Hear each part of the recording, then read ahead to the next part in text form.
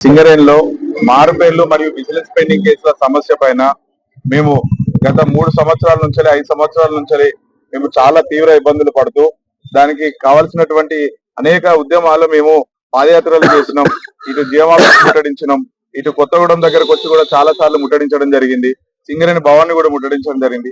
ఇన్ని రకాలుగా చేసి మా యొక్క మెమరాండంలో ఈ సింగరేణి యాజమాన్యానికి ఇస్తే వాళ్ళు ఎప్పుడు కూడా ఇప్పుడు చేస్తాం అప్పుడు చేస్తాం అని చెప్పేసి ఇదే మాట్లాడడం జరుగుతుంది.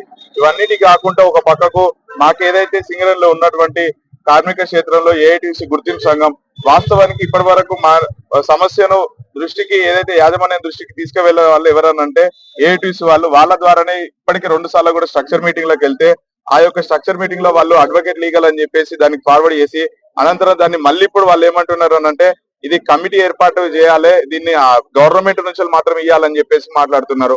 ఈరోజు సింగరేణి యాజమాన్యాన్ని నేను ఒకటే అడుగుతున్నాను, మాకు జీతాలు ఇచ్చింది మా తండ్రులకు ఇచ్చింది జీతాలు సింగరేణి యాజమాన్యం కాబట్టి ఏదైనా సమస్యలు ఉన్నట్టయితే మీరు మాత్రమే ఇవ్వాలి, ఏదన్నా గెజిట్ ఆఫ్ ఇండియా నుంచి ఏదైనా తీసుకొచ్చుకోమని వెల్ఫేర్ సెక్షన్ లో అయిపోయేదాన్ని ఈ రోజు ఇక్కడ వరకు తీసుకువచ్చి మమ్మల్ని ఇబ్బంది పెట్టడం ఇది సరికాదు. 6వ రోజు దీక్షలు ప్రారంభించి మారుపేర్ల సమస్య పైన నిరుద్యోగ యువకులు వాళ్ళ తండ్రుల ఉద్యోగం తమకు ఇవ్వండి, వాళ్ళు తండ్రులు కూడా మెడికల్ అన్ఫిట్ అయిన వాళ్ళ ఉద్యోగాలు అనే డిమాండ్ తో అనేక సందర్భాలు అనేక సంవత్సరాల నుంచి ఆందోళన చేస్తా ఉన్నారు.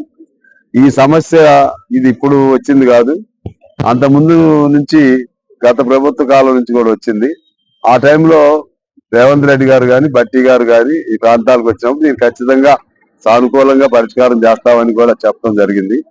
అయితే దీనికి కొద్దిగా లీగల్ ఇబ్బందులు వస్తున్నాయి అని చెప్పి మన మేనేజ్మెంట్ కూడా సానుకూలంగానే ఉంది చెప్పి అడ్వకేట్ జనరల్ సలహా తీసుకుని లేకపోతే అడిషనల్ అడ్వకేట్ జనరల్ సలహా మేరకు చేయాలనుకున్నారు. అది ఆలస్యం అవుతుంది కాబట్టి 6గురితో కూడిన కమిటీని వేయటం జరిగింది.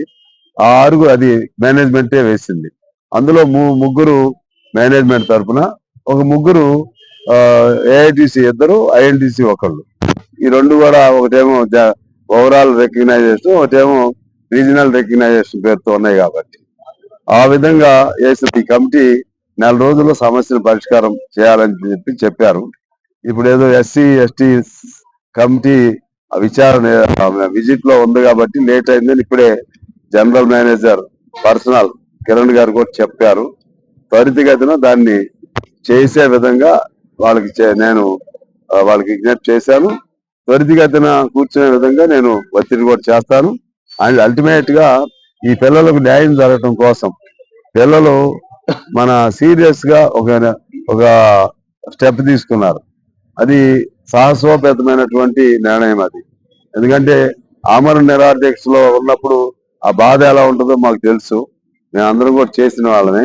కానీ వాళ్ళు లేత పిల్లలు కాబట్టి ఇంకా ఆ బాధ ఉంటది. వాళ్ళ తల్లిదండ్రులు కూడా వచ్చారు, వాళ్ళు కూడా దుఃఖం నిండినటువంటి వాళ్ళు వచ్చారు, పిల్లలకి బీపీలు పడిపోతున్నాయని.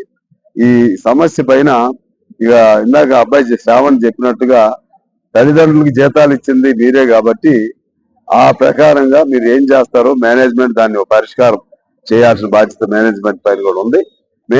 మీరు మమ్మల్ని గెలిపించిన సంఘంగా మీ తరఫున పోరాటం చేయాల్సిన బాధ్యత మా పైన కూడా ఉంది.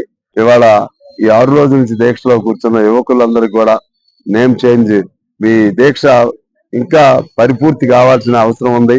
ఇప్పటి వరకు మీరు అందరి దృష్టి తీసుకెళ్లారు, ఆ మేరకు సక్సెస్ అయ్యారు. పరిపూర్తి అవటం అంటే ఆ సమస్యకి పరిష్కారం లభించిన రోజు పూర్తిగా పరిపూర్తి అయినట్లు.